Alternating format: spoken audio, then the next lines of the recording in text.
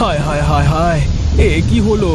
এই অসময়ে চারপাশটা কেমন পানিতে থই থই করছে। সব ফসলি জমি তলিয়ে গেল যে। হায় হায় হায় হায়। ওরে ওরে, তোরা তো নতুন পানি পেয়ে খুশিতে আহ্লাদে লাফালাফি শুরু করেছিস। এইদিকে যে চিন্তায় চিন্তায় আমার মাথায় বাজ ভেঙে পড়ছে, কি যে করি।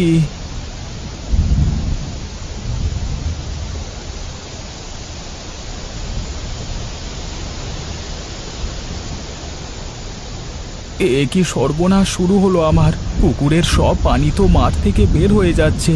যাও, দু একটা মাছ ছিল, সেগুলো তো বের হয়ে গেল।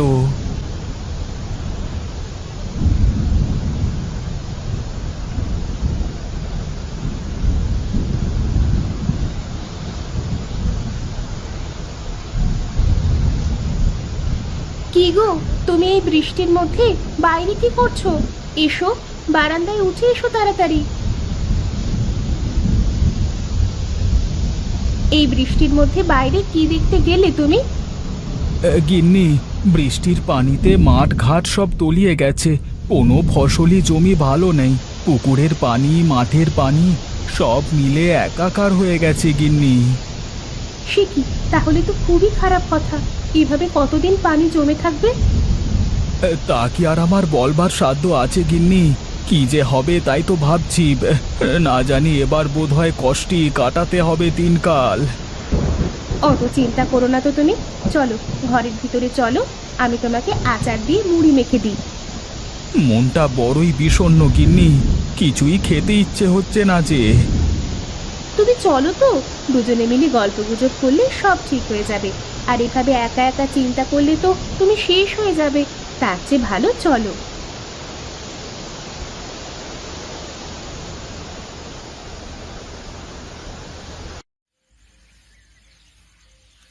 কই রে হরি, একটু জোরে জোরে হাত চালা। দেখছিস না বাইরে কত লোক দাঁড়িয়ে আছে? এই তো বাবু করছি। আমি তো বসে নেই, দেখতেই তো পাচ্ছেন। হ্যাঁ, তা তো দেখতেই পাচ্ছি। আসলে তোকে তো বলে লাভ নেই, লোকজনই এমন। আমার হোটেলে খাওয়ার জন্য সবাই পাগল।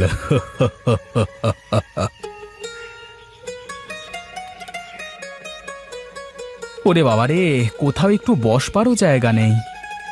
হ্যাঁ রে, আসলে মানুষ আমার হোটেলে খেতে খুবই ভালোবাসে। আর তাছাড়া এ তল্লাটে আমার চেয়ে ভালো হোটেল কি আর দুটো আছে নাকি? হ্যাঁ, এই জন্যই তো তোমার এত ফুটানি। তোমার মতো আরেকজন দাঁড়িয়ে গেলে তোমার ব্যবসা শেষ হয়ে যাবে। আরে ছাড় তো, আজকে 20 বছর ধরে এই হোটেল ব্যবসা করে আসছি, এখনো তো কাউকে দেখলাম না। অহংকার মানুষকে ধ্বংস করে দেয় দাদা। তবে তোমার যা নাম ডাক, তাতে এত সহজে কিছু হবে না অবশ্য তোমার। এবার আসলি তো আসল কথায়। তবে দাদা, তোমার হোটেলের খাবারের মানটা দিন দিন খারাপই হতে চলেছে। একটু খাবারের মানটা ভালো করো। আরে রাখ তো তোর কথা। তোর থেকে বুদ্ধি কি আর কম আছে নাকি? বয়স তো আর কম হলো না আমার। আমার বলবার দরকার তাই বললাম। এখন দেখো তুমি কি করবে। আমি তাহলে যাই। হ্যাঁ, কেন রে, খেয়ে যাবি নে? না দাদা, আজ আর খেতে ইচ্ছে হচ্ছে না। একেবারে বাড়িতে গিয়েই খাবো।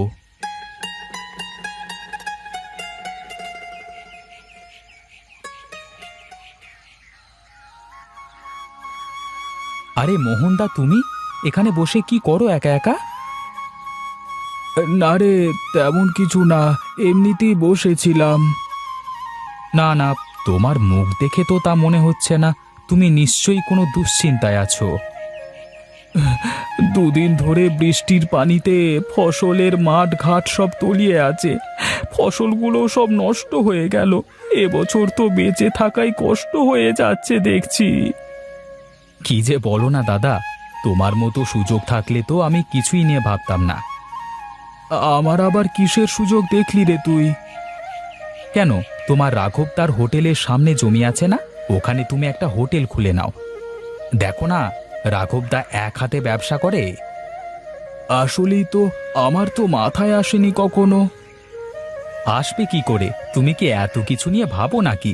তুমি যদি একবার ওখানে শুরু করো না, তাহলে দেখবে তোমার আর কোনো চিন্তা থাকবে না। সত্যি বলেছিস তো তুই। আমি যদি হোটেল করি আমার হোটেলে লোক হবে তো। দেখো দাদা, আমি তো ওখানে প্রায় নিয়মিত খাই, তো তুমি যদি হোটেল করো আর খাবারের মানটা একটু ভালো করো তাহলে লোকজন তোমার ওখানেই যাবে, বুঝলে? ঠিক আছে ঠিক আছে, তাহলে কালই আমি হোটেলের কাজ শুরু করব। যাই দেখি, গিয়ে গিন্নিকে আগে বলি।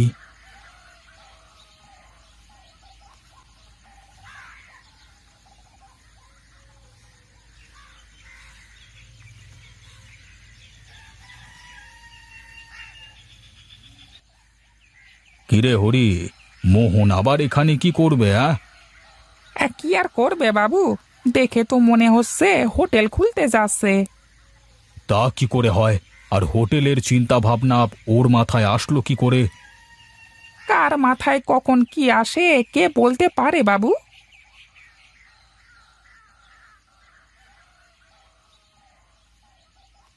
প্রীতম, এসেছিস তুই তাহলে? আমি আরো ভাবছিলাম যে তোকে একটু ডেকে পাঠাবো। দাদা, তোমার আর বৌদির জন্য শুভকামনা রইল। তবে যাই করো, খাবারের মানটা কিন্তু ভালো হওয়া চাই, ঠিক আছে?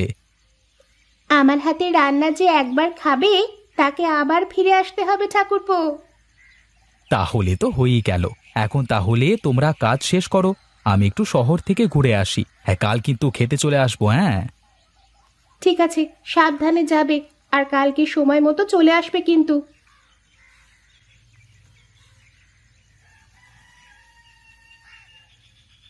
এবার বুঝতে পেরেছি, এই বেটা প্রীতম বুঝি মোহনের মাথায় এই বুদ্ধিটা দিয়েছে। আমিও দেখব কি করে এই ব্যবসায় ও টিকে থাকে। চল হরে।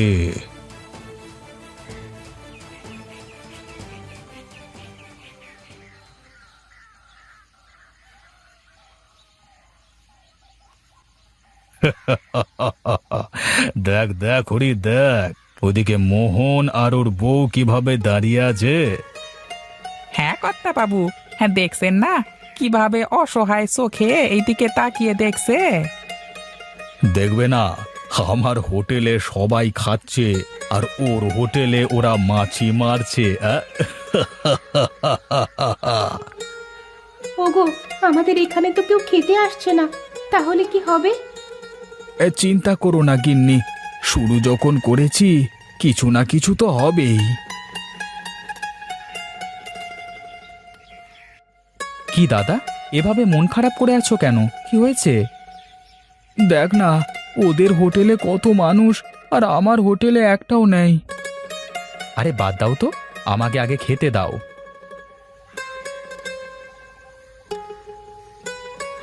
আসুন আসুন, বসুন সবাই।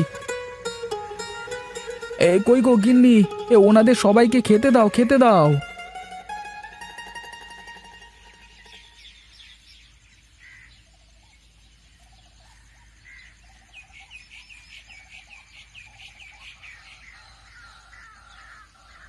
ওগো, মনে হচ্ছে ভীষণ জোরে ঝড় বৃষ্টি শুরু হবে।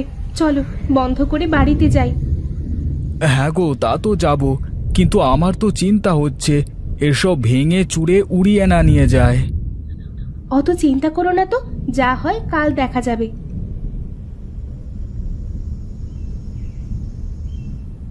হরি, তোকে কি বলেছি মনে আছে তো তোর? হ্যাঁ কর্তা বাবু, আমার সব মনে আছে।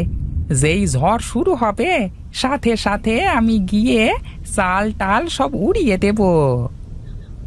আমিও দেখব কালকে কিভাবে ও ব্যবসাটা করে।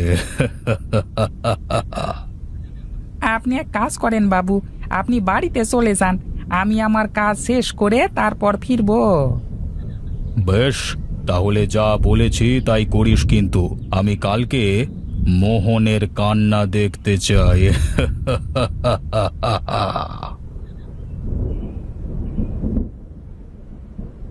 হ্যাঁ, আমার ওস্তাদের সাথে বাড়াবাড়ি, দাঁড়াও দেখাচ্ছি মজা।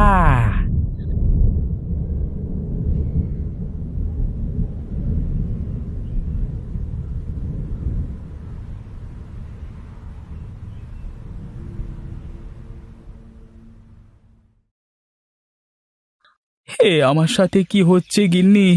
এটুকু বাতাসেই যদি চাল উড়ে চলে যায়। ওগো, আমার মনে হয় কেউ আমাদের সাথে শত্রুতা করে এমনটা করেছে। কিন্তু কেন? আমি তো কারোর কোনো ক্ষতি করিনি। মানুষ মানুষের ভালো কখনো দেখতে চায় না তো এজন্য।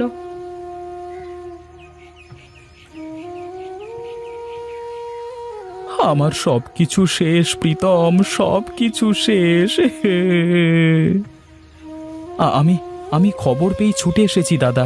তুমি কিচ্ছু চিন্তা করো না, আমি বুঝতে পেরেছি এটা কে করেছে। এখন আমি কি করব বল আমাকে? কি আর করবে? চাল না থাকলে কি ব্যবসা করা যায় না? আজকে না হয় খোলা আকাশের নিচে হোটেল করলে তুমি। ঠাকুরপো ঠিকই বলেছে, আজকে আমরা খোলা আকাশের নিচেই হোটেল খুলব। আপনারা সবাই বসে পড়ুন। দাদা, সবাইকে খাবার দাও।